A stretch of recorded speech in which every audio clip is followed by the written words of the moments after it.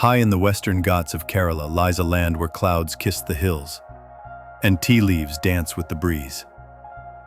Welcome to Munnar, the emerald crown of South India.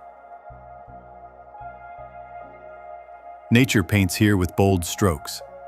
Lush valleys, serene lakes, gushing waterfalls, and mist-covered peaks like Anamudi, the tallest in South India. But Munnar is more than just scenery. But behind this scenic beauty lies a fascinating and complex history. One shaped by ancient tribes, colonial ambition, and global trade. In this video, we explore the untold story of Munnar, from its tribal roots to the rise of a tea empire that changed the landscape forever. Long before Munnar became a tourist destination, it was home to the Malay and Mutuvan tribes. These indigenous communities lived in harmony with nature, practicing subsistence agriculture and worshiping the forest as sacred. The region was densely forested, remote, and largely untouched by outside influence for centuries. These tribes were the original custodians of Munnar, living in the shadows of the Western Ghats, their traditions rooted in animism, nature, and oral history. Even today, their influence lingers in Munnar's culture, especially in the hills around Marayor and Kanthalore, where their descendants still live. Though not prominently mentioned in early Indian texts, the hills around Munnar formed part of the ancient trade routes linking the spice-rich lands of Kerala to Tamil Nadu. It's believed that merchants, monks, and travelers passed through these mountains during the Sangam period, roughly 2,000 years ago. The surrounding areas were known for sandalwood, cardamom, and black pepper, highly prized in global markets even then. But it wasn't until much later, during colonial times, that Munnar would step into the spotlight. In the early 1800s, British officials and explorers began mapping the Western Ghats. The dense forests of Munnar caught their eye, not just for their beauty, but for their cool climate and potential for plantations. In 1877, a British lawyer named John Daniel Munro ventured into the region to settle border disputes between the princely states of Travancore and Madras. He was stunned by the area's climate, perfect for growing tea, coffee, and cinchona. Soon, Munro leased land from the royal family of Travancore and laid the groundwork for the transformation of Munnar. By the late 1800s, tea plantations were being established at a rapid pace. The British set up estates with names like Sevenmalay, Kundalin, Lockhart, building bungalows, factories, and transport lines to support the tea trade.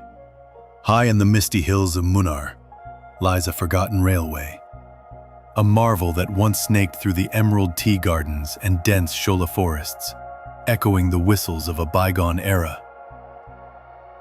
But in 1924, disaster struck. The Great Flood washed away large portions of the track and infrastructure. The railway was never rebuilt. Nature reclaimed its path, and silence fell over Kundala's hills. Today, only fragments remain, rusted tracks, abandoned stations, fading memories. Yet in the misty silence of Munnar's valleys, you can still imagine the old engine's whistle and the magic of a railway lost in time. The Kanan Devan Hills Produce Company was formed in 1897, and by the early 1900s, Munnar was exporting tea across the world. This was no easy feat. Dense forests had to be cleared, terrain flattened, and infrastructure built from scratch. Thousands of laborers, mainly from Tamil Nadu, were brought in to work the plantations, many of whom settled permanently and became part of Munnar's social fabric. In 1964, the Tata Group partnered with Finlay, a British firm managing the plantations. Eventually, Tata took full control, and Tata Tea, now Tata Consumer Products, became one of India's largest tea producers. This marked the Indianization of Munnar's tea industry, with increased focus on welfare, education, and modernization. The Tata Tea Museum, located in Nalathani Estate, preserves this rich legacy. From colonial-era tools to photos of the first tea batches ever made in Munnar. During World War II, tea exports were disrupted and resources stretched thin. After Indian independence in 1947, the British began to leave, and ownership of estates gradually passed into Indian hands.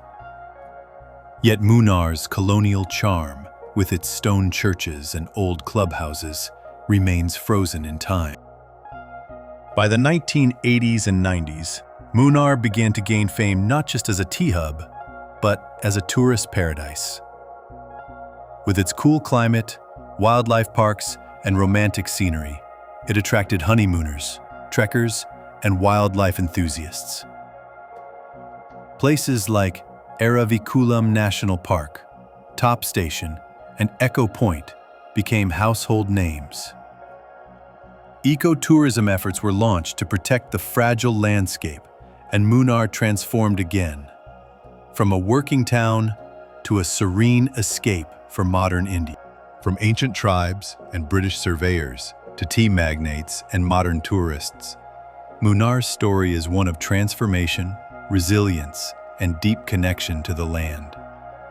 Behind every cup of Munnar tea is a legacy of labor, culture, and history that stretches back centuries.